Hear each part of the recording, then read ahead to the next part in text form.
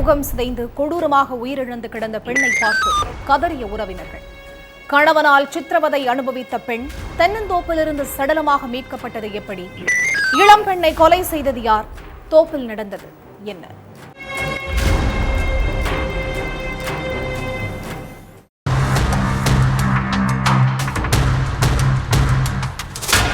கொக்கம்பாளையம் கிராமத்துல உள்ள தென்னந்தோப்புல ஒரு இளம்பெண் சடலமா கிடந்திருக்காங்க. அந்த வழியா போன மக்கள் சிலர் போலீஸுக்கு தகவல் சொல்லியிருக்காங்க. சம்பவ இடத்துக்கு போன போலீஸ் இளம்பெண்ணுடைய சடலத்தை கைப்பற்றி அவங்க யாரு என்னங்கிறத பத்தி விசாரிக்க ஆரம்பிச்சாங்க.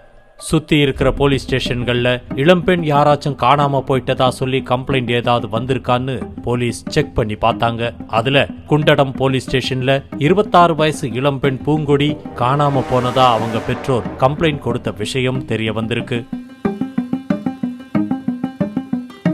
அதுக்கப்புறம் கம்ப்ளைண்ட் கொடுத்த அந்த இளம்பெண்ணுடைய பெற்றோரை வர வச்சு சடலத்தை நேர்ல காட்டுனதுக்கு அப்புறம் அது பூங்கொடிங்கிறது உறுதியாகி இருக்கு. அதுக்கு பிறகு போலீஸ் நடத்தின தீவிர விசாரணையில பல பகீர் உண்மைகள் வெளியே வந்திருக்கு. திருப்பூர் தாராபுரம் பக்கத்துல உள்ள கொக்கம்பாளையம் கிராமத்தை சேர்ந்தவங்க கணேசன் வசந்தி தம்பதி. இவங்களுடைய ஒரே மகள் தான் இந்த பூங்கொடி. இவங்களுக்கும் அங்கமுத்துங்கிறவருக்கும் கடந்த 10 வருஷத்துக்கு முன்னால காதலிச்சு கல்யாணம் பண்ணிக்கிட்டாங்க. இப்ப இந்த தம்பதிக்கு 7 வயசுல ஒரு மகனும் 3 வயசுல ஒரு மகளும் இருக்காங்க.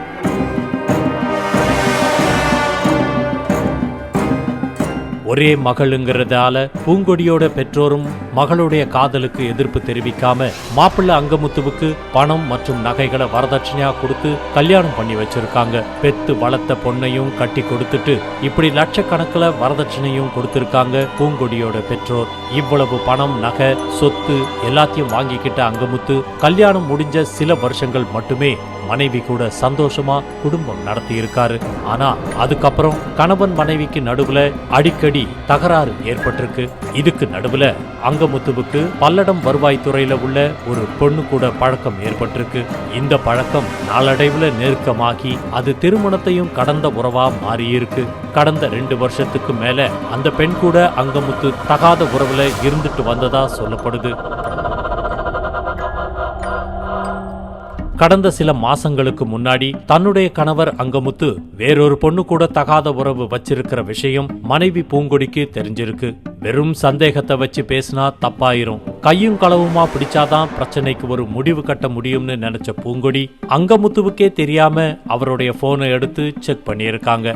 அதுல அங்கமுத்து ஒரு பெண் கூட நெருக்கமா இருக்கிற போட்டோஸ்கள், ரொமான்டிக்கா பேசியிருந்த மெசேஜ்கள் எல்லாத்தையும் பார்த்து நொறுங்கி போயிட்டாங்க. விடிஞ்சதும் போன்ல பார்த்ததை பத்தி அங்கமுத்து கிட்ட கேட்டு சண்டை போட்டிருக்காங்க.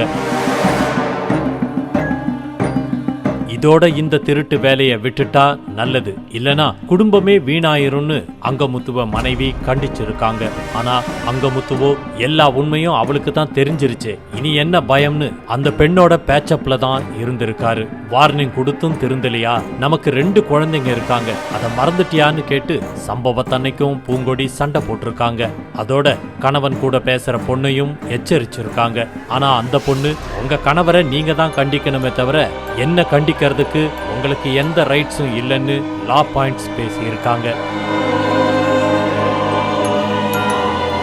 அடுத்து கணவர்கிட்டையும் கெஞ்சி பார்த்திருக்காங்க. அப்போ ஊர் உலகத்துல பண்ணாததையா நான் பண்றேன், அப்படிதான் பேசுவேன், உனக்கு இஷ்டம் இருந்தா இரு, இல்லைன்னா நீ கிளம்பி போயிருன்னு தெனாவட்டா பேசியிருக்காரு அங்கமுத்து. இது சரிப்பட்டு வராது, இந்த விஷயத்தை எங்க அப்பா அம்மா கிட்ட சொன்னாதான் சரி வரும்னு சொல்லியிருக்காங்க பூங்கொடி.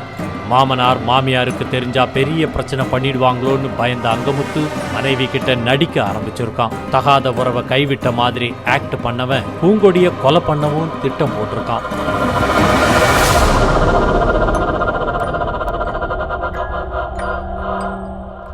சம்பவத்தன்னைக்கு மனைவி கிட்ட வெளியே போகலான்னு சொல்லி தன்னுடைய பைக்ல கூட்டிட்டு போன அங்கமுத்து மொண்டிக்காட்டு தோட்டம் பகுதிக்கு வந்ததும் வண்டியை நிறுத்தி இருக்கான். கொஞ்ச நேரம் தோட்டத்துல உட்கார்ந்து பேசிட்டு போகலாம்னு அங்கமுத்து சொல்லவே பூங்கொடியும் போயிருக்காங்க.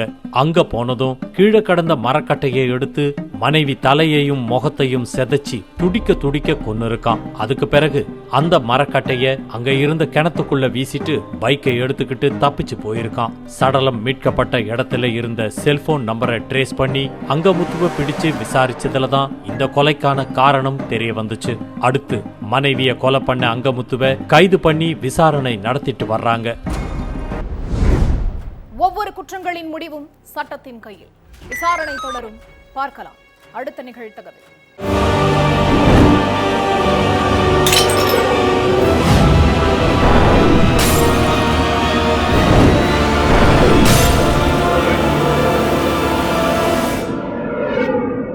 நிகழ்த்தகவு.